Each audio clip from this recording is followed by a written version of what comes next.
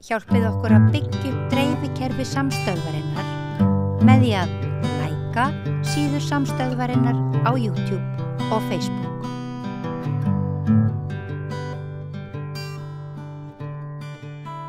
Já, komið sæl á ný. Núna komið að þeim kafla í þessum þætti sem heitir reynsluboltar og ég með 3 reynslubolta. Það Erna Bjarnadóttir, hagfræðingur og starfsmaður hjá Mjólkursamsölunni, Ásmundur Friðriksson, fyrrverandi bæjarstjóri, fyrrverandi þingmaður og í atvinnuleit. Rithöfundur. Og rithöfundur maður, því að þú búin að skrifa marga bækur. Já. Vissmálari líka ekki? Já. Nú, hvað þetta? Það dugir ekki í þáttunni því að þegar fyrir svo að tala við Jón Georgsson, fyrir vinnufélagi minn til Jú, ég vann með ykkur Gunnari Smára í nokkur ára á DFF og ég sagði nú hérna frammi við þau, sko, að ég liði það af að Gunnar Smári var með borð vinstra megin við mig og þú hægra megin við mig. Já. Ég satt að milli ykkar bræðra í 2 ár. Já. Ég hérna viðskiptafræðingur frá Háskóla Íslands og byrjaði, fór fyrir tilviljunin á DFF árið 1982 og hitti Jónas Kristjánsson sem réð mig og ég hef verið í blaðamennsku síðan. Ritstjóri Frjálsrar verslunar auðvitað í 25 ár og með eigin sjónvarpsþátt og fleira. Og var að stofna núna fréttamiðilinn Grafa.net þó ég sé verði 70 á þessu ári. Já, við tölum þetta betur eftir. Já, ekkert mál. En hérna, Ási, það að fylgjast með þinginu núna, þá þessi breyting á veiðigjöldunum með hvort skatt eða leiðréttingu, látið það nú líka milli hluta. En þetta mikið átakamál. Já, þetta átakamál. Þú átt rætur í Vestmannaeyjum. Já. Páll Magnússon var hérna fyrir viku og hann mælti bara með þessu. Hann var ekki að verjast herrigjöldum eða skatti eða hvað við kallum það. Almennt ég nú ekki skattaglaður maður. Nei. Og hef ekki verið það. Ég hef þó í nokkur mörg ár í þingflokki Sjálfstæðisflokksins reynt að taka sjávarútvegsmálin upp og ræða meðal veiðigjaldamálin og eigendastefnuna og eignarhaldið. Og ég hef líka haft mjög sterkar skoðanir á því að við erum að hætta að vera að tala þorsk ígildi. Við erum bara að vera með þessar einföldu prósentureikninga sem á bakvið ígildi hvort þið og það myndi auðvelda okkur landsmönnum að skilja kvótakerfið betur. Þegar fólk á mjög erfitt með að skilja þessi ígildismál og það eru bara reyndar örfáir Íslendingar sem kunna að reikna það til mér út. Þannig ég hef skilning á ýmsu varðandi breytingur á veiðigjöldunum og ég hafði mjög mikinn áhuga á því að ræða það í þingflokki Sjálfstæðisflokksins. Það var nú reyndar aldrei gert.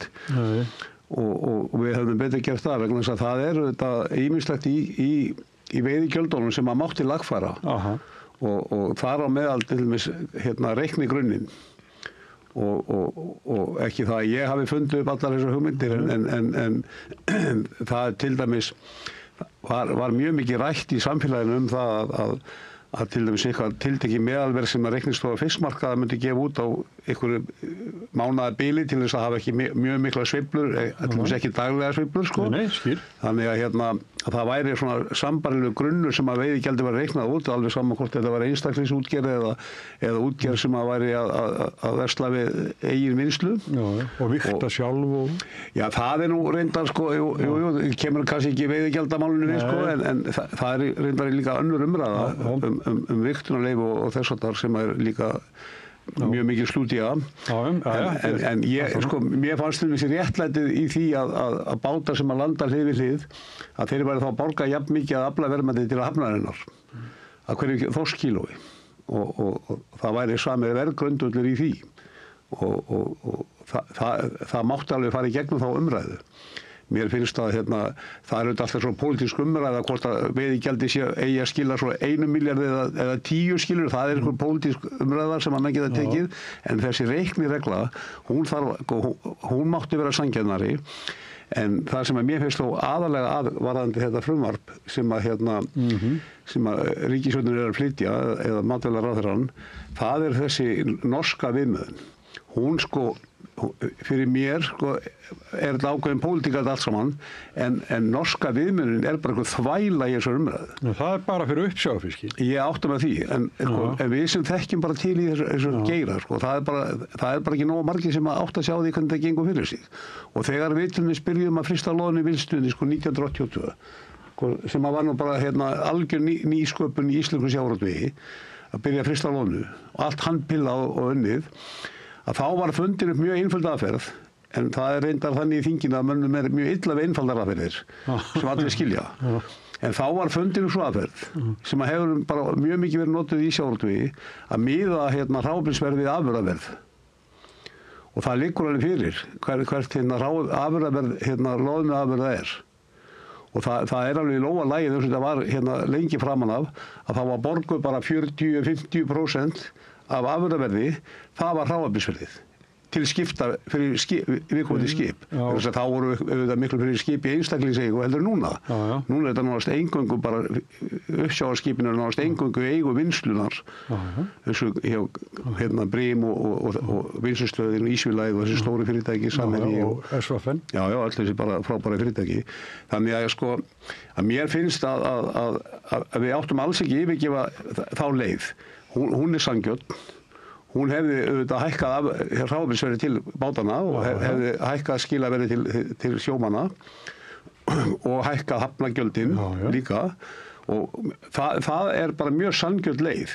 Menn geta svo alltaf deilt prósentuna en þessi aðferð að fara miða við norskan sjávarútveg sem er í engum takti við íslenska raunveruleika í útgerð. Ég má aðeins, sko, að bara núna nýverið þá var norskt skipalanda sem fekk helmikið verið, sko, Íslandi, sko, fekk tvöfalt verð á við íslensku skipin. Það er ekki neitt nýtt, sko. Það hefur alltaf verið þannig. Já, en þá segir við bara hvers vegna, af hverju er að því að sko, útgerðin á vinnsluna líka og er að kaupa sjálfum sér og eru þau ekki að snuða sjómennina, snuða hafnasjóðin, skattinn?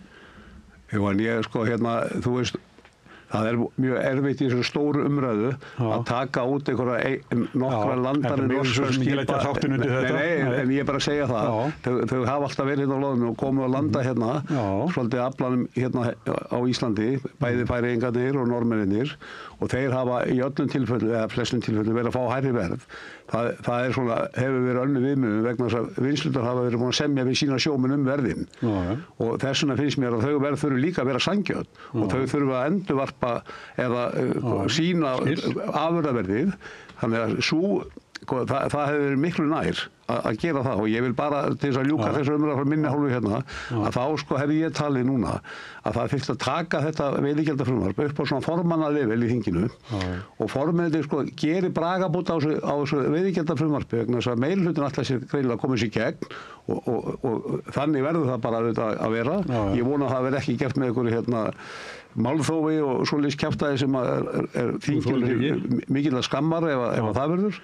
En formennir eiga að gera bragabót á þessum frumvarpi þannig að sé þó að það er viðunandi strax ef þessi norska leið er tekin út. Já, þú meinar formennir 6 allra stjórnmálaflokkum. Eru þið að fylgjast með þessu? Mjög lítið og ef ég ætti að velja málaflokk til að treysta á Ása til ráðgjafar í þá vil ég myndi byrja á sjávarútveginum. Ég hef sjálf sér litlu þetta bæta nema kannski því að svona það sem hefur skilað sér til mín í þessar umræði er að það vanti upp á áhrifagreiningu af þessu. Þó að þessi láti veðri vaka, hún hafi farið fram og það finnst mér bara ekki góð vinnubröð sattir. En öðru leyti þá held ég að ég hafi nú ekki neinu sérstöku við að bæta það sem Ásmundur fór hérna yfir. Nei, en Jón, er þetta fylgjast með þessu? Já, ég hef ekki allir verið eitthvað að kíkja á þetta sko að útgerðir landsins eiga veiðileyfin og þau eru metin á 500 milljarða í íslenskum sjávarútvegsfyrirtækjum. Þú maður þetta Hrannarmálinu árið 1993. Þú skrifaði nú mikið þetta á sínum tíma. Þar dæmdi Hæstiréttur í því máli að útgerðum bæri að eggfæra en ekki gjaldfæra veiðileyfin. Alþingi Íslendinga setti árið 1997 lög sem bannaði útgerðum að gjaldfæra og sögðu að útgerðirnar, þetta væri eign sem bæri að eignfæra. Þannig að útgerðirnar eiga veiðileyfin. Hvað eiga þá í rauninni þegar við segjum við eigum fiskimið? Það sé bara... Hverjir eiga fiskimið, þannig að kannski ekki útgerðarmenn, en ríkisstjórnin, svo munur á ríkisstjórn og þjóðinni, en stýrir veiðileyfum. Hverjir fá veiðileyfi? Það er búið að kaupa ofan að þessum veiðileyfum. Þegar ég var á sjó í Þorlákshöfn 1975, þá var urmull af fiski, fiskvinnsluhúsum og skuddhúðum og bara almennt. Það var ofveiði, þess vegna var kvótakerfið sett á. Það er mikill munur á því að þú setur kvótakerfið á þar sem íslenskur sjávarútvegur var í rúst. Nú er íslenskur sjávarútvegur í miklum blóma. Og þá kemur ríkið og segir, já, við ætlum að hækka þetta úr 10 í 20 milljarða veiðigjöld. Og halda menn virkilega að 10 milljarðar aukinn skattur hafi engin áhrif á það hvort að fyrirtækin fari í fjárfestingar og önnur eyðsla bæjarfélaga. Ég vil minna á það að í hagfræði þá er talað margfaldara. Það er að segja eitt starf í frumvinnslu býr til 2, 3, 4 í þjónustu. Ef að getan í frumvinnslinni minnkar, þá smitar það út frá sig. Þegar ég vil líka minna á það, og það er líka annað þessu auðlindin, hvernig ætlar að hámarka hana. Þetta er auðlindin. Hvernig ætlar að hámarka arðsemi þjóðarinnar? Og þá ætla ég að fá að segja þér það. Að það getur vel verið að ef þú hækkar gjöld, þá getur vel verið að þú minnkir arðsemina af auðlindinni. Það er ekki allt sem sýnist í þessu. Það þýðir ekki að koma og segja að þetta er auðlindarenta, heldur. Ef þú hugsa bara auðlindana, þá þurft að taka líka skatta og öll afvegaleidd gjöld og allan arð. Skattspor hefur stundum verið talað en það liggur alveg fyrir að þjóðin gæti, þjóðin innan gæsalappa þá, eða ríkið, það gæti í gegnum skattakerfið og aukinum svif verið að minnka tekjur af auðlindinni arðinum með því að ráðast á þetta eina í upphafi sem býr til tekjur í afvegaleiddar tekjur í þjónustu. Þannig að þú ræðst á útgerðir eða ræðst ef þú tvöfaldar veiðigjaldið og mér skilst þetta lendir fyrst og fremst á stærstu sjávarútvegsfyrirtækjunum þessi viðbót, það er búið að vera að tala um það. En þetta er ekki alveg svona einfalt að þú bara hækkir vegna þess að skattar, vitaðu Sigurjón, skattar eru líka tegnir. Það er að segja, þú ætlar að sem í ríkisstjórn, að nú ætlar að auka tekjur ríkisins og þá kemur einhver og segir, ég ætla þá að hækka skatta. En það er nefnilega ákveðin tegni í sköttum. Alveg eins og þegar þú lækkar verð á einhverju, þá getur vel verið að þú seljir miklu meira. Þess vegna er það gerist það yfirleitt að þegar menn fari í skattalækkanir í prósentum, þá er það vegna þess að þá segir menn, heyrðu, já, nú það er verið að lækka skatta. En skatttekjur, segir hún, getur orðið miklu meiri í kjölfarið. Já, en sko, það er alveg ljóst að sko lýðveldi Ísland er vanfjármagnað. Hér eru innviðir, fúnir og illa farnir og við þurfum að gera gangskur í þessu. Það er margt sem er ógert og ég skilði það þannig að það sé, sko, sjáu til. Bara eftir að þetta frumvarp kemur fram, bara núna fyrir svona hálfu mánuði, þá tilkynnti Ísfélagi Vestmannaeyjum að þeir að borga 2000 milljónir í arð ofan í þessu umræðu. Það er á hagnaði á síðasta ári. Já, já. Og Ísfélagi, það eru 1500 hluthafar. Já, hvað er mikið fjármagn í Ísfélaginu? Hver er rentan á fjármagninu? Rentan, sko, það er Jón Gunnar hérna var með grein, sko, rentan er, sko, ég held að arðsemin þarna sé, sko, sjávarútvegur er ekki að borga meira í arð heldur önnur fyrirtæki í landinu, aðrar atvinnugreinar. Ég held að það hljóti nú bara að vera fagnaðarerindi að fyrirtæki geti borgað sér góðan Já, ég er að segja von í umræðina. Ég held að það sé nú reyndar að besta mál, sko. Það geta fresta aðalfundi fram við þessa umræðu. Það fullt af litlum hlutum sem eru þarna og þeir vilja fá þetta arða sínu. Það eru 3 stærstu félaginu skráð í Kauphöllinni sig. Það er lífeyrissjóð sem eiga í þessu til dæmis sem við treystum öll á að geti borgað okkur lífeyri. Já, það er nú fjölskyldan eigin sem á langmest að þessu. Það er búið að persónu gera Guðbjörgu. Já, hún og synirinnar eiga. Það er alltaf verið að stilla sjávarútveginn upp sem Guðbjörgu og svo er það vondir miðaldra kallar sem eiga þetta og þá er alltaf að ráðast á það. Nei. Að nákvæmlega. Já, þannig kemur þetta mér fyrir sjón. Það er alltaf að skilja mig einan eftir hérna. Þú hefði alltaf íhuga valið á viðmælendum um þetta betur. Þetta er yndislegt. Það er náttúrulega þannig að sko að ég var nú í þessu 50 manna nefnd sem að Svandís skipaði á sín tíma og átti að fara svona í gegnum þessi mál og eitt af því sem nefndin átti að kanna það var svona samkeppnishæfni íslenska fiskveiðiðarins sjávarútvegsins sem að var reyndar ekki gert í þeirri nefnd en sko það er hlutur sem að við þurfum líka að horfa á í þessu samhengi þegar við erum að bera okkur saman til þess við Norðmenn eða Evrópuþjóðirnar að fiskvinnsla í þessum löndum er styrt. Hún er ríkistýrt.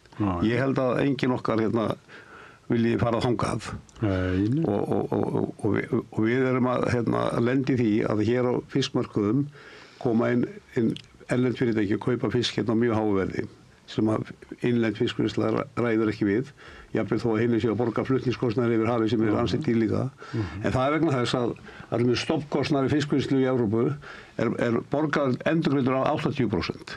Þannig ef að fyrirtæki sem er stofnað í Póllandi byggir sér húsnæði og vinnslu sem kostar 1 milljarð, þá fá þeir 800 milljónir endurgreiddar. Og það sjá það náttúrulega allir að fiskvinnsla á Íslandi sem á að keppa við slíka starfsstöð er náttúrulega er ekki í góðum málum og þegar á sama tíma að laun á Íslandi eru langt hærri þannig að sem er auðvitað bara frábært en við þurfum að skoða þetta allt í þessari heild og hvað sjávarútvegurinn er að gera fyrir okkur vegna þess að við sem erum orðið nógu gamlir að hafa verið að sjó fyrir einhverjum 40 árum síðan að þá var þetta allt saman á raskatinu og hvernig var staðan þá? Hvernig var svona umgjörð heimilarna á landsbyggðinni? En ágæta fólk, sko. Þegar við setjum kvótakerfið á 1984, þá veittum við og vorum í neyð, við veittum 300.000 tonna þorski. Nú erum við innan 200.000. Þetta og tilgangurinn með kvótakerfinu var fyrst og síðast sá að byggja fiskistofnana. Ekki rétt. Það er vendakerfi og það er líka svo annað sem að gleymist líka alltaf í sömu ræðu að það hefur ekkert betra gæðakerfi verið tekið upp í sjávarútvegi heldur en kvótakerfið. Nei, ég er að segja samt árankurinn miðað við þetta, við ætlum að byggja fiskistofnana. Það er nú vantilega fleira sem kemur til, ástandi í hafinu og margt fleira sem hefur loftslagsmál sem við vitum ekki. Sumt og sumt ekki. En er ekki verið að auka núna við til dæmis kvótan hjá strandveiðibátum? Nú, hvernig má það vera ef það eykst ekki fiskurinn sjónum við það? Ekki eykst fiskurinn sjónum við það? Nei, og ekki á að taka frá hinnum. Ekki að þú tekur það frá stórútgerðan. Það er ekki því þú ert að halda því fram með, Sigurjón. Ég segi fyrir ekki þau bara svona gamlir vinnufélagar að maður bara ávarpaði þannig að þú er ekki bæði sleppt og haldið, sko. Nei. Þú eykur ekki núna sóknina og heldur því svo fram að kvótakerfið funkar ekki vegna þess að það sé að minnka. Heildaraflið þurfa að aukast. Ég meina, ef við þurfum að ganga betur þessu auðlind, það sé of mikil sókn með að við veitum 300 versus 200, þá er eitthvað fleira eins og hún segir sem kemur til að nú hvalur, lásum við ekki það í morgun einhvers staðar, sá ég það að hvalur væru komin inn í Hvalfjörð. Það segir okkur það er aukin. Það er einu fyrst að báturinn kom ekki út, þá kom hann bara sjálfur. Hann er bara leiðið heim til Kristján. Í Ísafjarðardjúpið þá sást ekki hnúfubakur og fleira, en það er komin hvalur þar inn í djúpið. Ég ætla ekki að fara í hvað þetta er, en aðalatriðið er það að hvernig ætlar að hámarka auðlindina, rentu af auðlindinni. Það er ekki víst að það sé gert með því að hækka skatta útgerðir. Þá er hann að kemur sósíalistinn upp í mér, þetta er líka félagslegt, Þetta er líka félagslegt.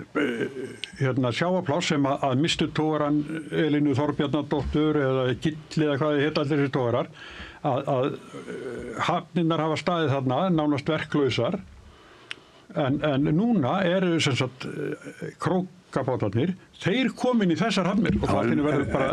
Við gerðum samkomulag það að 5,3% af veiðiheimildunum það færi svona félagslegt kerfi. Og það var búið að ganga ágætlega að mörgu leyti, en það viljum við allir alltaf píluti meira, sko, við þekkjum það nú, þannig erum við nú bara, en sko, maður nú stundum við það þegar maður kom í þingi sjálfur, að ég kom í þingi 2013 og vorið 2014 þá minni mig að strandveiðarnar hafi verið 4.000 tonn og þá var karfinn og ufsinn og ísan inn í þorskígildunum, sko, þannig ef við komum mikið ufsa, þá máttu koma minna á þorski. Þrír ufsar var sama eitt þorskur. Nú er búið að auka þorskinn. Það er búið að taka ufsan, ísuna og karfan út. Hann er bara til viðbótar. Þannig það er bara úthlutað. Meðafli bara. Já, hann er bara meðafli bara. Hann minnkar ekki kvótann. Nei, minnkar ekki kvótann. Og núna, sko, ég man ekki alveg hvað við fórum hæðsli hérna 11.000 tonn. Það fer auðvitað eftir úthlutun. Þannig að núna, sko, ef við ætlum að gefa okkur það verði að veiða 29 tonn ef við náðum öllu. Ég talaði með trilukallinn á leiðinni hingað og hann var að taka bara 50 kíló með ég talaði við hann hérna milli ljósa nánast. En sko, þannig að þetta er ekkert einfalt. Og þessi umræða sem þú varst að reyna að vekja athygli hérna á, það að það sé nógu fiskur í sjónum. Sko, þetta aldrei sagt. En þetta er auðvitað umræða sem sjómennirnir segja. Ég hef aldrei sagt það. Hann sagði að það hefði minnkað fiskur í sjónum. Já, fyrir ekki, en ég trúi þeim alveg að þeir fiska mjög mikið.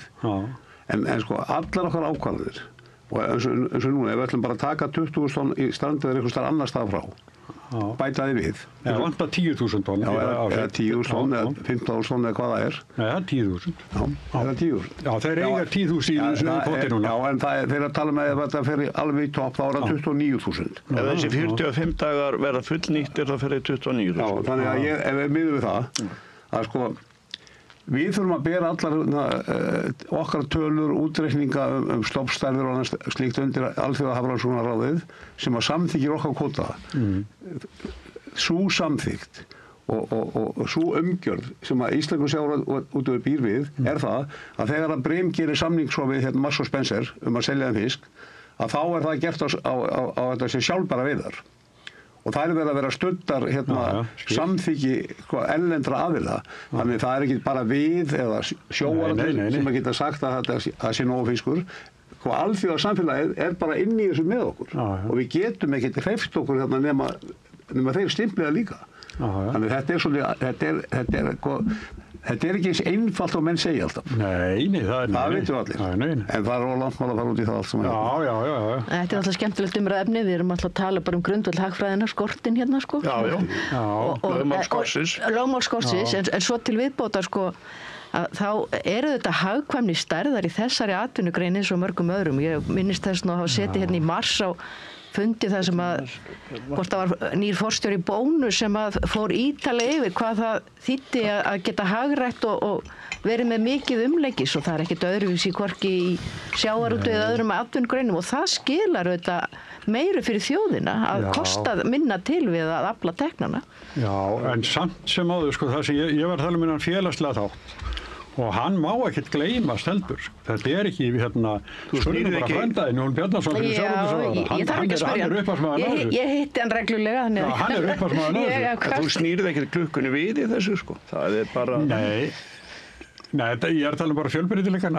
Já, það er bara þannig að það eru ákveðið kerfi sem að allir hafa unnið eftir í öll þessi ár.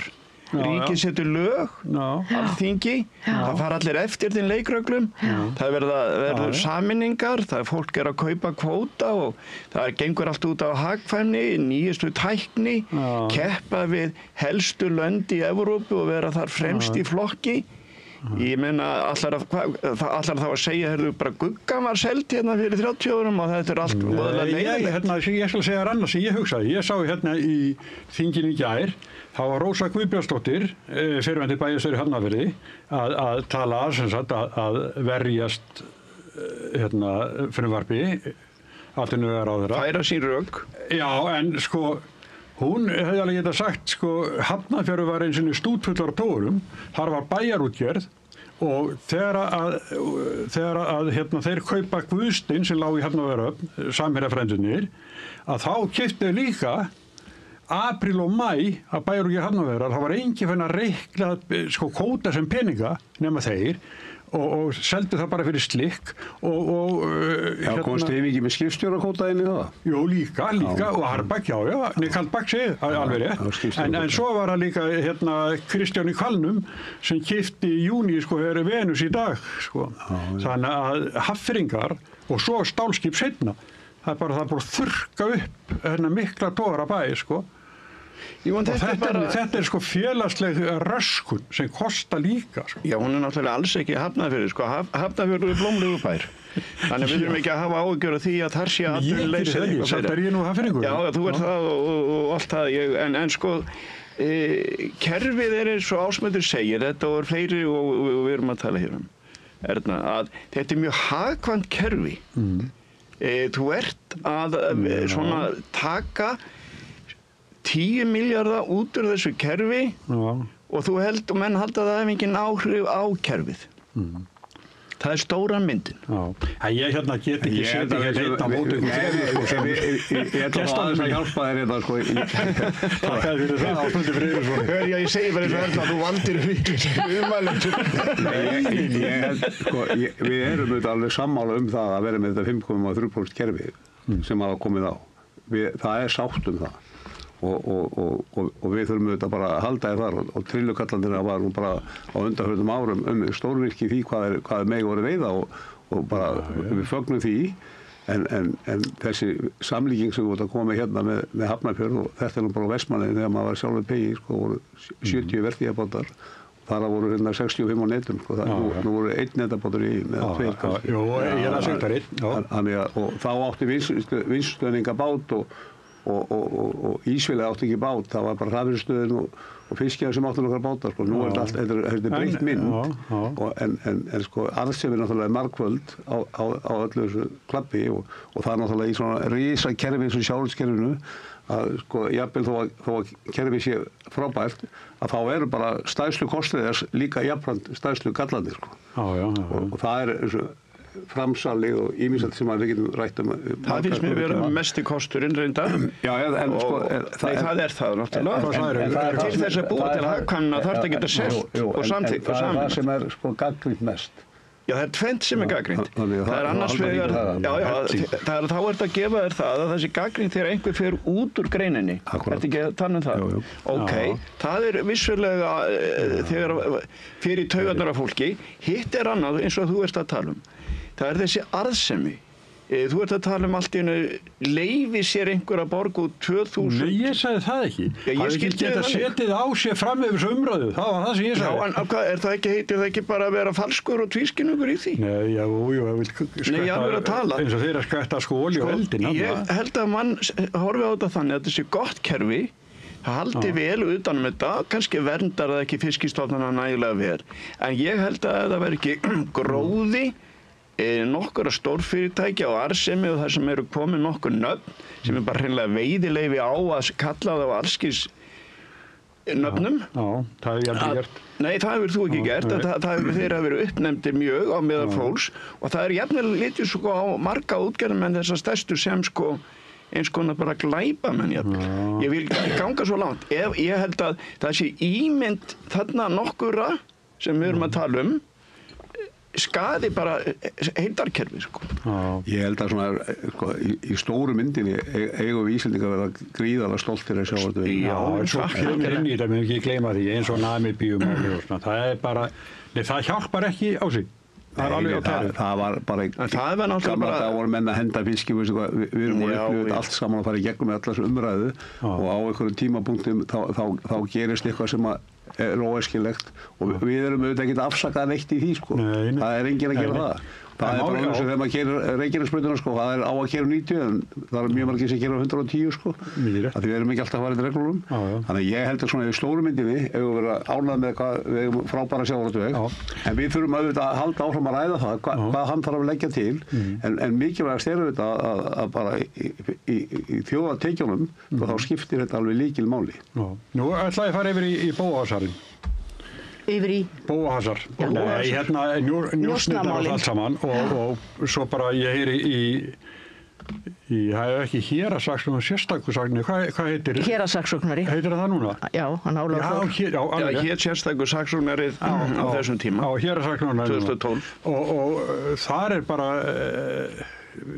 umtalsvert af gögnu sem hefur verið stólið úr embættinu og þetta kemur upp sko bara þegar að brotin eru fynd það á nættur að koma í ljós hver lag þessu, ég veit ekki hvort það kom í ljós en þetta er óhugnalegt mál. Ég tvís að tala við Vilhjálm Bjarnason einu sinni í útsendingu og þetta er óþverra mál. Algjörlega, þetta er ótrúlegt mál og þó ég var svo mikið að stússa þessa viku sem þetta kom fyrst fram á kvöldina, ég misti nú á einhverjum þessum fréttatímum. En það sem mér hefur fundist skorta í umræðinu, og ég veit ekki hvort að þið hafið tekið eftir því umfram mig, það er einhvers konar umræðum ábyrgð á því sem þarna hefur gerst og hverju brugðust í því að fylgja því eftir þetta að stela gögnum og hvernig veröldinu má það vera lögreglumenn geti verið í aukastarfi á mála við svona iðju. Ég bara, hvar eru eftirlit með störfum lögreglunar og lögreglumanna þegar svona er komið upp? Og Grímur Grímsson lýsti því að þetta hefði komið illa við hann, ég man ekki hvernig hann orðaði það. Heyrðu, býtu við, ég er ekki að fara að vorkenna Grími Grímsson og hann er líðið illa að hlusta á þetta. Hann var nú yfirmaður í lögreglunni sjálfur, hann á frekar að tala um það hver ábyrgðin var og hvar hún liggur og hvað var þá mögulega gert til þess að koma í veg fyrir svona. En það er svona lift illublóð þetta líka því að formaður landssamband lögreglumanna hann sagði eitthvað þeim hafa orðið þetta á.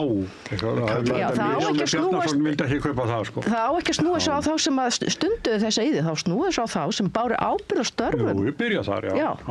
Ég finnst nú að sko, það er nú svo algengt í umræðu á Íslandi að segja, taka mitt svona eitt orð sem menn segja í einhverjum hita leiksi sko. Eitt orð.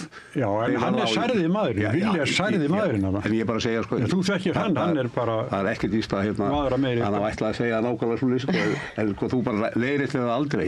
En ég tek bara undir með Ernu og sko þetta var sjokkrandi að fá þetta og ég er nú einn þegar og væntanlega við það nú reyndar öll sem treystum lögreglunni afar vel og hún á mikið stuðningsmann í mér allavega og hefur alltaf átt sko en það breytir því ekki að lögregla gerir mistök og það er svolítið með lögreglunar sko eins og markmann í fótbolta sko það er ekki að tala um hvað hann vera oft heldur hvað hann gerir fá mistök og þannig þarf löggan að vera sko. hún þarf helst ekki að gera neinn mistök. Við getum svolítið ekki kallað þetta mistök, þeir stelast í gögn. Ég er alls ekki að verja þessa menn sko. Þetta er alveg hræðilegt mál sko. En ég vil bara alls ekki stimpla alla lögregluna með það og við verðum að passa okkur það að fara ekki inn í það umræða að segja ég vissi það, þetta eru allt sama bóar og ræningar hana en þannig er lögregluna ekki.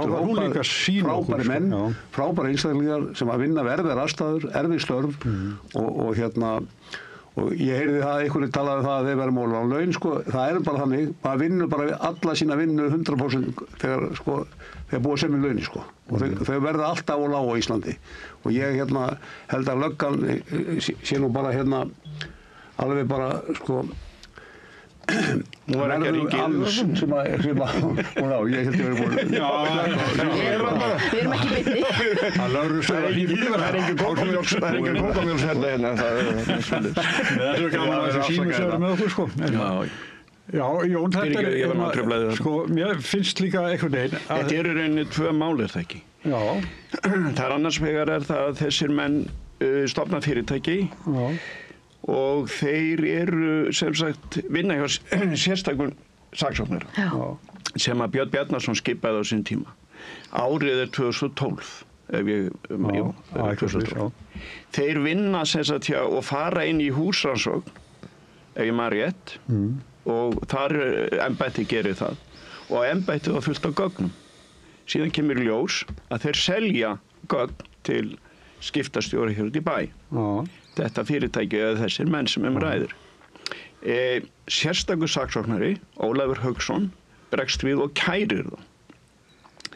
Sigríður Frímannsdóttir, saksóknari þá og saksóknari núna, ríkissaksóknari, hún 1 ár með málið á sínu borði og hún tekur þá ákvörðun að eftir ítrekaða rannsókn og fleira að kæra, eða þeir eru það búið sem kæra þá allt það, en hún lætur málið falla niður. Nú þarf þú að spyrja því að því, Sigurjón, hvers vegna létum þetta mál falla niður? Það kann að vera einhver skýring á því, en við hin og þú, í þenni spurningu, skiljum ekki alveg þau rök sem þar eru að baki.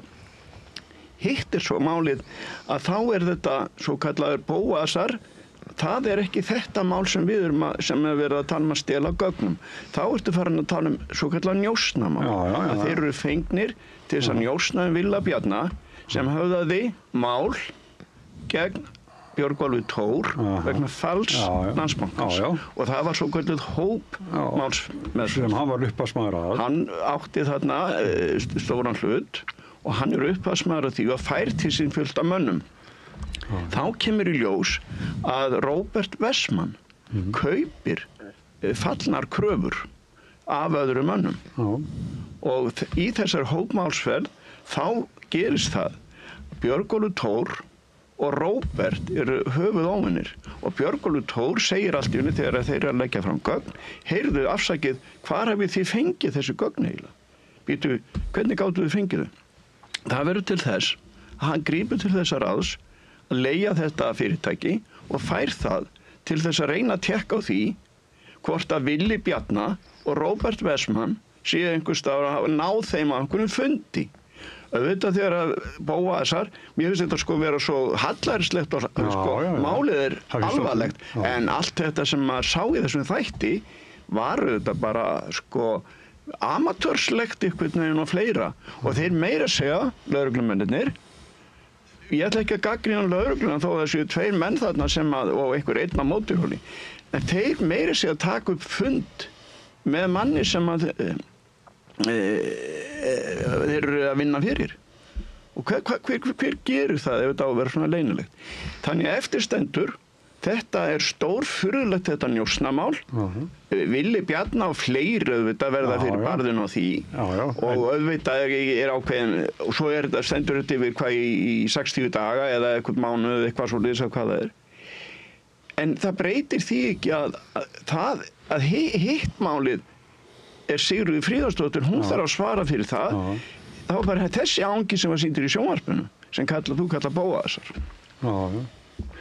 Já, það náttúrulega ef lögreglu, á sunnudaginn, þá satt í stólinn við hliðina á mér, satt Hafdís Hrönn Hafsteinsdóttir, sem þingmaður Framsóknar, og hún í þessari eftirlitsnefnd.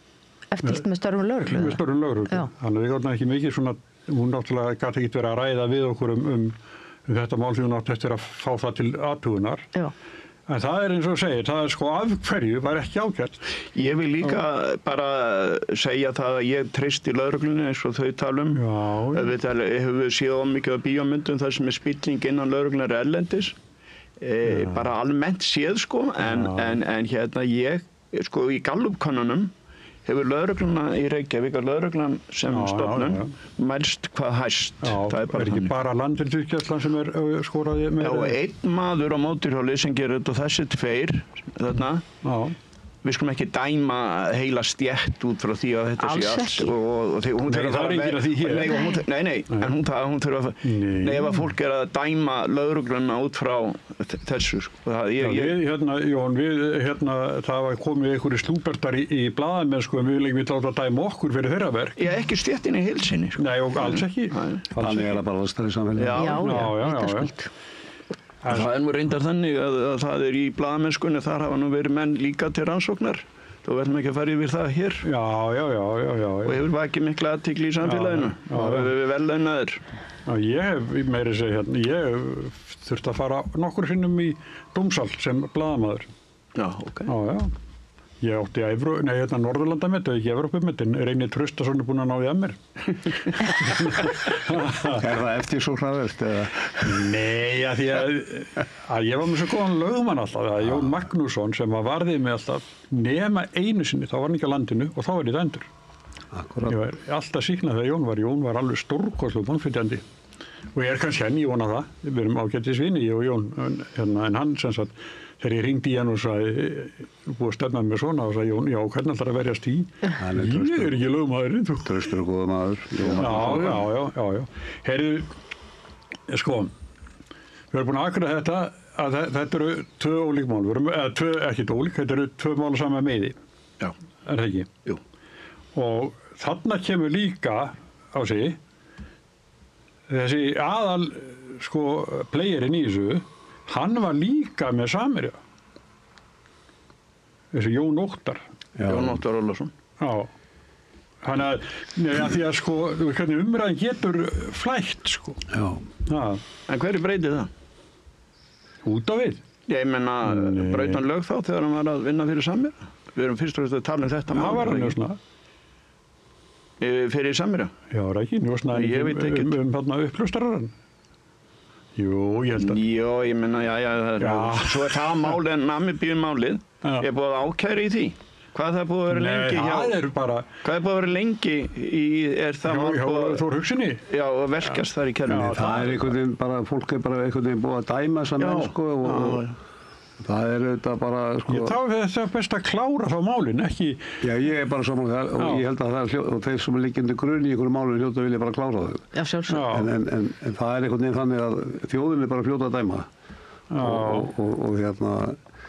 Og ég er nú ekki alveg með þetta Namibíumál hérna í hausnum, sko. Ég er svo lítið fyrir að velta fyrir mér hlutum sem að liggja ekki á borðinu og þetta er auðvitað flókið og það er nú norski fjölmiðlar margbeðist afsökunar á því að hafa flutt fréttir að þessu og hvað þeir hafa sagt og hvað þeir hafa látið teima samt í. Þetta er norski banka. Já. Engin Íslendingur ákærður í Namibíu. Þannig sko, ég held að við þurfum að fara varlega það að draga niður fyrirtæki sem að veitir 100 manna vinnu. Við erum að tala um þetta PPP. Já, sko, eða SLF eða hvað það er. En þegar menn að draga Samherja inn í það, mér finnst bara Sami í njósnarinn, sko. Já. Jú, en þú ert að draga einhvern veginn, sko, þú ert með skandala hér sem við erum að tala um. Sirkot skandalinn af vísu, eða hvað þau var að kalla það. En svo segir ég, já, hann líka fyrir Samherja, þessi. Hann gerði það? Já, ég veit það. Þar með ertu að það hefur verið bara kassagerði þá eða eitthvað. Jú, já, þetta er svona kusk og kvillipar, sko, þú veist að aðeins það slettast yfir á Samherja í þessum. Finnst þið það? Já, mér finnst það. Ég finnst þetta með að já, hann fyrir Samherja. Þar með lítur það, hann hafi verið gert eitthvað mjög ljótt þar líka. Hann var með klædna sína þar líka. Já. Það er staðrind. En hérna, fjölmiðlar, nú er sem sagt, held ég bara, er ekki sín bara, raunverulega bara að gefast upp eða hvað? Hvað haldið, Jón, fjölmiðlamaðurinn? Ég fjalla svolítið um þetta mál í hluthafaspjallinu með Sigurði Má Jónssoni. Já, sem er líka gamall vinnufélag okkar. Heldur betur og við erum allir einhvern veginn úr sama pottinu þegar við vorum þarna á DFF í eldgamla daga þegar það var og héti og Jónasi Kristjánsinni og Ellert B. Skram, blessuð sem minning þeirra. Sko, þetta er mjög skrítið. Það eru 3 fréttaveitur í landinu. 3 fyrirtæki sem búa til fréttir. Það er RÚV, Moggi og það er Sýn og þessar vísir. RÚV eru þetta fíllinn í stofunni ef ég má nota það orð.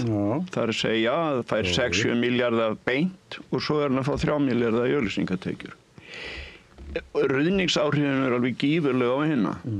Síminn hefur tekið þá upp. Það er sem fjarskipti og þeir er ekki með fjarskipti og fréttir.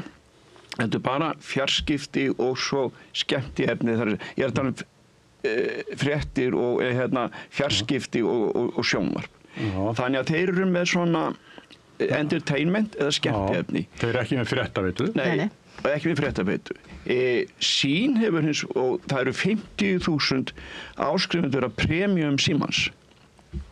Síminn er með öðrum orðum 50.000 með þetta Enski boltinn. Efnisveitu, svo kemur enski boltinn sem við erum að reyna að missa núna í haust.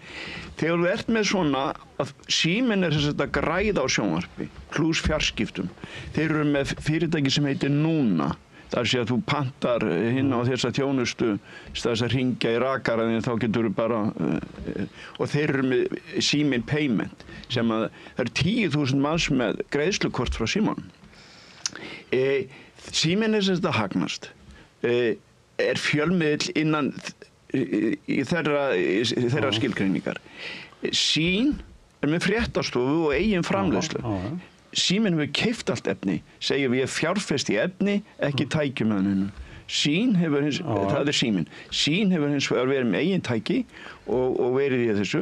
Sín er rekin með tapi. Menn hafa spurt sig að því ætlar Sín að setja jafnvel fjölmiðlahlutan í eitthvað sérfyrirtæki og reyna að fá fleiri þar inn vegna þess að það er fjarskiptahlutin sem er að hagnast á. Síðan kemur með, finnst við erum að tala fjölmiðla. Og það er það að svo kemur með allt einu fjölmiðla fram til þess að menn segja, heyrðu, það er óréttlátt að ríkið sé svona rosalega frekt og fyrirferða mikið á fjölmiðlamarkaði. En hvað gerur? Þú minnkar ekki ríkið, heldur laga stöðuna, ætti að laga stöðuna með því að borga 500 milljónir til einhverja annara. Þar með eru ríkið búið að stækka hlut sinn á fjölmiðlamarkaði. Ég skil ekki, og mér finnst mjög skrítið, að það sé hægt að flokkuð fólksins geti komið og sagt til dæmis við Moggan og Sín. Moggin til að flytja slæma frétti fyrir flokk fólksins, ég ætla að hefna mín á ykkur. Sín er líka, ég segi að bara staða fjölmiðla hefur alltaf verið erfið, en það verður einhver að eiga fjölmiðlana og ég held að Sín eigi eftir að taka mun drastískari ákvarðanir heldur en að hætta með þessa framleiðslu sem hún hætti með daginn í þeirri merkingu að það var nú þá ekki nema 10 mann sagt upp. Stóra málið er auðvitað hvort að þeir hætti ekki bara alveg með fréttir. Maður veit það ekki. Sko, ég vil bara hamra aftur á þessu sem að Jón er að draga hérna fram að ráðherrar geti virkilega verið með hótanir að draga úr framlögum. Sigurjón Þórðarsson þingmaður sem sagði. Já, Logi hefur nú reyndar tekið undir þetta, ég maður hárrétt hjá þér. Og þetta minnir bara ekki á vestrænt lýðræði, sko, eins og við höfum þekkt það síðustu árin. Það var að tala Bóa, það er þetta rétt á. Já, sko, þetta er bara miklu skildara við trumpisma heldur en vestrænt lýðræði á mínum mati. Ég held að verði nú hérna að fyrir að loga gamla vinnufélagabein. Ég held að hann hafi nú ekki samþýtt þessi Sigurjón sagði. Nei, en hann tók eitthvað undir. En hann ætlar ekki að breyta þessu umhverfi. Nei, það er sama og Sín í verki, en sé sammála Sigurjón. Ég myndi nú ekki ganga svo langt að segja það. Ég held að Sigurjón Þórðarsson sé ekki svo áhrifamikill inn í... Jú, hann er það. Flokkur fólksins er stýrandi í þessari ríkisstjórn. Ég held að það séu þetta bara svona vandamál ríkisútvarpsins sem að við hérna öll heldur rosa mikið upp á í gamla daga. Og þótti væntum að það er svona andinn gagnvart þessu fyrirtæki, þessari stofnun, hann er breyst svo mikið í samfélaginu. Og það er ekkert endilega bara pólitísku rótum, en það er bara vegna þess að fjölmiðla umhverfið þrífst ekki með stuðningi ríkisins, hann er svo yfirgnæfandi eins og hér kemur fram. Og 6 milljarðar fjárlögum og 3,5 milljarðar í auglýsingatekjur og svo er það alls konar styrki frá Evrópusambandinu og aðlum til fjallanir. Og mér finnst það reyndar ekki slæmt að peningar koma erlendis frá í einhverja umfjöllun, sko. En ríkisútvarpið þarf svolítið að passa sig, sko, að vera með svona stuðnings aðila að efnisöflun, af því að þeir eiga nú fyrst og fremst að vera bara hlutlausir í sín umfjöllun. Þannig ég held að, sko, og veit náttúrulega að þingið bara hefur enga dug í sér til að taka á ríkisútvarpinu. Það er vandinn. Þú varst nú í ríkisstjórn sem að hafði það alls ekki mitt. Það var bara alls ekki neitt vilji þeirra ríkisstjórnar, sko, þó að einhverju flokka þar innan dyra hefði viljað það. Og í þessu samstarfi sem við eigum í þessu fjölflokka ríkisstjórnum, að þá bara er ríkisstjórnin bara með meirihluta og við hreyfum ekki við henni og það er svolítið vandi og ég batt svolítið vonir við það að núverandi ríkisstjórn myndi svona laga þetta umhverfi fyrir hinna fjölmiðlana. Því það bara mjög mikilvægt og ég sé undir enga aðra, sko, leiðin alls ekki að ríki fara að borga fjölmiðlum fyrir að vera. Nei, hún bara að draga. Það átt að draga bara úr þessum auglýsingatekjum. Það byrja allir sá því. Og ég segi fyrir mig að mér finnst bara mjög mikilvægt að það sé sterkt ríkisútvarp en það þarf ekki að gnæfa yfir öllu. Nei. Eins og það gerir. Og það er svolítið vandi okkar að ríkisútvarpið bara allstaðar og komið í alls konar fréttaveitur sem að einstaklingar hlaðvarp og fleira, sko. Já, hlaðvarp. Dragandi forstjóra sem er nýbúið að reka í prímadonnu viðtölu á besta tíma og svona. Ég held að það sé svolítið vandi ríkisútvarpsins. Það er bara almenningur er hættur að einhvern veginn að standa með þeim. Já. Þannig varst að tala Kára, var það ekki örgulega? Hvernig dætti það í hug? Ég slökti bara sjónvarpinu, sko. Ég vil alltaf hlusta Kára. Hér sitjum við í Rauða herberginu. Hvað kallar segja stelpurnar þetta? Já, hérna í stelpurnar er komið gott. Það er kallað þetta soðbólustúdíó. Soðbólu, það sé heitt hérna. Já, því að það sé svo heitt hérna. Er það bollur sem að kemja hérna? Við erum það bollurnar núna. Ég er verið í fytubóla. Þá ætla ég að fá að segja það. Hugsa ykkur það og eða Sigurjón Magnús, sko, þeir bræður, þeir reka hér stöð sem heitir Samstöðin. Fyrir algjört lágmars, fé. Á sama tíma skulum við bara, og hér þessi stöð, það er hlustað á hana, skulum við gefa okkur. Og hún hefur áhrif og það er fjölbreytni í þessu öllu. Við horfum upp í Efstaleiti, það er eftir að horfa á 8-9 milljarða. Heldur sé ekki að flytja svona þátt eins og þennan í einhverju glæsilegu, það eru sko 300-400 manns og verktakar. Það er svo margt hægt að gera með því að draga saman kostnað þarna upp í RÚV og ef að þú minkar RÚV þá auðvitað njóta hinir þess. Akkurat. Það er hérna verið að segja hér sko að við erum að framleiða hérna svona 2,5 til 3,5-4 tíma á dag. Já, það er aldrei 2,5, 3-4 tíma. Það er bara svo hringbrutun og INN eða hvað? Já, þetta er meira. Og svo hérna, allt sem sagt svona viðræður og stundum að tala við sérfræðinga og ég var að tala eins og sérfræðingur háskólanum í gær og fleira. Þá sem sagt, hvort að það fólk sem er flutt til Íslands, hvort það ætla að eyða sko ævinni hér eða ætla að fara heim aftur og svona rannsóknir sem er í gangi. Þannig að það er ýmislegt sko, þetta er ekki bara pólitík. En þetta er í fyrsta skipti samt sem ég er einn á móti öll. Það er annað í þessu líka. Varðandi fjölmiðlana. Það er svo gaman að þessu. Það er annað í þessu líka og það er það að við erum að tala um að ríkið soga til sín auglýsingatekjur. Farðinn á sími hringdi hérna hjá Ásmundur rétt áðan. Ef hann hefði tekið upp símann og farið að skoða einhverju heimasíður og hann fengið fullt af íslensku erlendar heimasíður. Liverpool síðuna, ertu Liverpool maður? Þetta var náttúrulega algjör óþarfa vinna. Já. Eða United maður. Fantaskapur. Já, þetta var fantaskapur. En þá ætla ég að fá að segja það, þú ferð inn á erlendar síður, svona eins og Liverpool síða, United síða, hvað það er. Eða Vestham. Vestham. Eggert, Magnússon. Nema það, þá ertu að fá fullt af íslenskum fyrirtækjum sem auglýsa úti. Þannig að vandi íslenskra fjölmiðla er ekki bara það að það sogist til ríkisins og hinir hafi minna, heldur fyrirtæki sem slík, þau eru að auglýsa svo mikið erlendis. Eða peningunum þar. En bara að því þú deyrna mútið okkur öllum hérna Sigurjón, þá verð ég samt að segja sko þér og ykkur til hrós. Hér er margfalt fjölbreyttar að vala viðmælendum heldur nokkuð tíman á RÚV og þeir kórunað sko með því að vera svo að spyrja sjálfa sig ykkur spurninga í getrun á föstudag sko. Þetta er ótrúleg. Þeir eru bara hver við annan eða svona bestu vinni sín á Vesturbænum sko. Já, það er margt við RÚV aðtöða. Já. Við erum mjög bara diplomatísk hérna. Sammála það þorir enginn að segja neitt við RÚV. Akkur leið og það er farið að tala um það að skera niður hjá RÚV. Hverjir eru það sem rísu?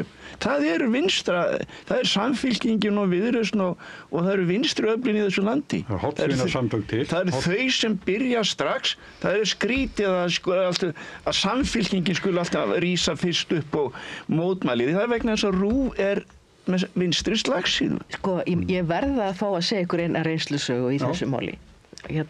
sumir vita að ég stóð fyrir verkefni sem var yfirskriftin aðför og heilsu kvenna á sín tíma og vita á sem mann eftir þjóð, kannski þið hinnir. Og þetta var bara svona grasrótar drifið á allan hátt. Já. Og ég var búin að koma oft á Bylgjunni og ég skrifa greinar og allt mögulegt frá því að þetta hófst í lok febrúar. Það ekki fyrir í júní sem að RÚV hleypir þessu máli eða sem sagt annarri rödd en rödd stjórnvalda að í kastljósi á sér. Þú varst í Miðflokknum? Nei, ég var ekki komin í Miðflokknum þá. Nei.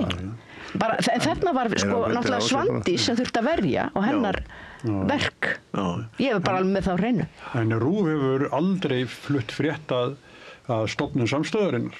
Já, það ekki. Nei, það kemur svo nýr fjölmiðl sem er með 10 viðmælandi hverju viku og svona Já. En það er bara, það er svo sem var sagt á samstöðinu að það er svo sem vitnaði í okkur eftir á, en sagði aldrei frá stofnun fyrirtækisins. Herriði, nú erum við ekki bara sátt að þetta er ekki orðið ágætt, það ráðast eitthvað meira á mig?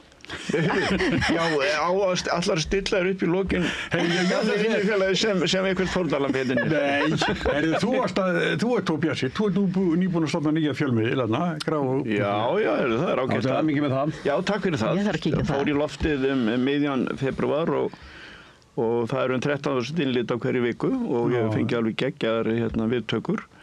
Ég hef helgað mig núna svolítið baráttunni í Grái sem er málanna þar. Það er þétting byggðar. Þar fer núverandi meirihluti í borgarstjórn. Reyndar fyrrverandi hugmyndin byrjað þar. En núverandi borgarstýrur geta tekið af skarið og hætt við. Það er ekki búið samt. En þannig er sem sagt verið að tróða niður húsum alveg niður við götu og ég hef kallað þetta háaleitis hörmunguna. Já, það er sjá það. Já, ég skrifaði bara það núna helgina og það hefur fengið gífurlega mikla, þetta er náttúrulega bara alveg ótrúlegt.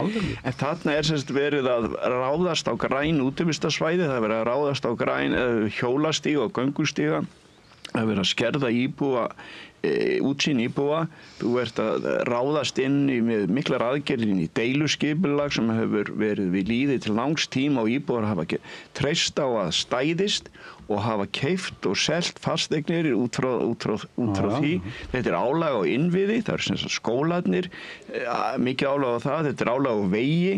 Það má ekki gleyma því að í Blikastaðalandi sem er að vísa í Mosfellsbæ, það er mikil byggð, það er Korputún, það er á við Skeifuna, verslunarhúsnæði, það er sem sagt með öðrum orðum verið að og Bryggjukverfi og Ártúnsholtið og Keldnalandið og allt fyrir þetta og það er verið að setja hús á alveg niður við þessi hringtorg í staðin fyrir það að menn geti hafi borð fyrir báru og séu sem sagt geti þá lagfært eða betur umferðarmannvirki á næstunni og þess utan þá eru vilji Grafarvogsbúa, hann er svo algjörlega á hreinu, vilja ekkert að þessu en samt upplifa Grafarvogsbúa sig þannig að það sé vera vald yfir þá og með þessu að borgarfulltrúar í vinnu fyrir borgarbúa en ég ekki að vinna gegn þeim. Ég held að þau þurfa að ræða svolítið ósjálfbærni í íslenskra sveitarfélaga. Það er búið að leggja svo mikið kvöð á sveitarfélagin og þau rísa ekki náttúrulega undir þessum að endalaust að hækka skatta og ég held að það sé verið verkefni að selja lóðir.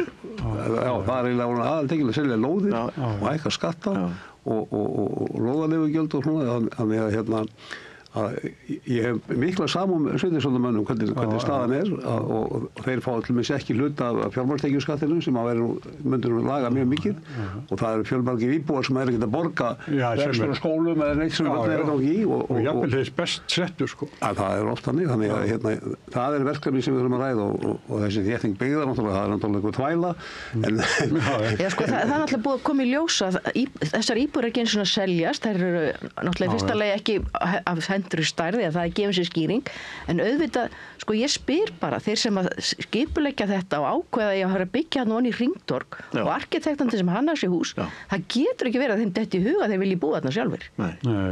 Og hverjir ætlast þeir til að búa þarna? Lágtekjufólk eða?